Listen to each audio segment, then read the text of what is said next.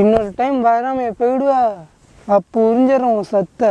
Flashback. என்னடா மச்சான் வேற இந்த ரோட்டில் வேற இறக்கி விட்டு போயிட்டான். ஒத்தையில் வேற பயமாக தான் இருக்குது. அப்பா வேற ரொம்ப சொல்லியிருக்காரு இந்த ரோட்டை பற்றி. எனக்கு வேற பயமாக இருக்குது. வாங்க, யாராச்சும் வாங்க. வானவில் நீங்க வரமாட்டான் போங்க, என்னை விட்டுருங்க. என்கிட்ட ஒன்றும் இல்லை, என்னை விட்டுருணும். என்னை எங்கேயும் வந்து தொடக்கூட கூடாது. நான் கம்முன்னு போயிடுறேன், என்னை விட்டுருங்க. ₹10 தார என் வழியை விட்டு போமா. ₹10 வேணாம், உன் கருப்பு கரும்பு போதும். ஒத்துக்கிட்டு வாடா, உங்க கொட்டா உள்ள போவா.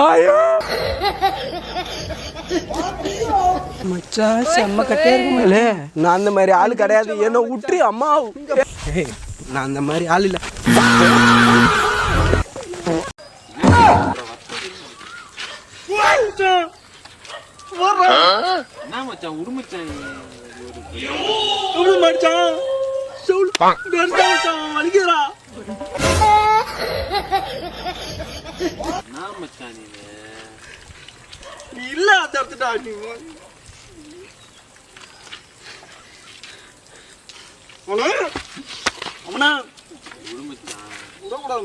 சத்தியமா நான் அடிப்பான் அவனை. சொல்லாம என்ன அடிச்சா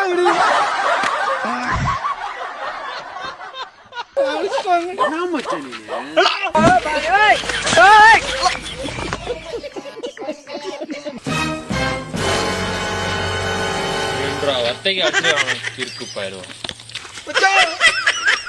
அடிக்கிறா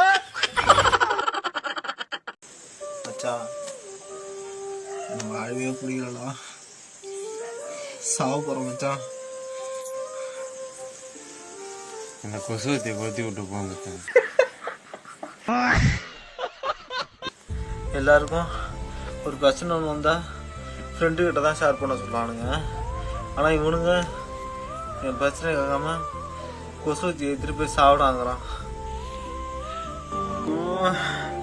லவ்வில் பிரச்சனை, ஃப்ரெண்டுக்கிட்ட பிரச்சனை, லோன் பிரச்சனை, அக்கா பிரச்சனை, அம்மா பிரச்சனை, அப்பா பிரச்சனை, பேய்கிட்ட பிரச்சனை, நாய்கிட்ட பிரச்சனை. நான் என்னதான் செய்வேன் கடவுளே. அஜித்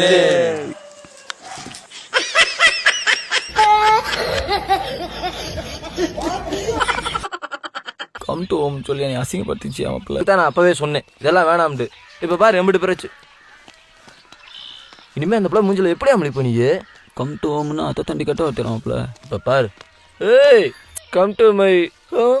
மூஞ்சிய பாரு, சரி பிஞ்சிரும். வா நாவலிய கடை சொல்றேன். ஹே ஹே சும்மா அவனை டெஸ்ட் பண்ண தான் கேட்டேன். போ போ போ போ.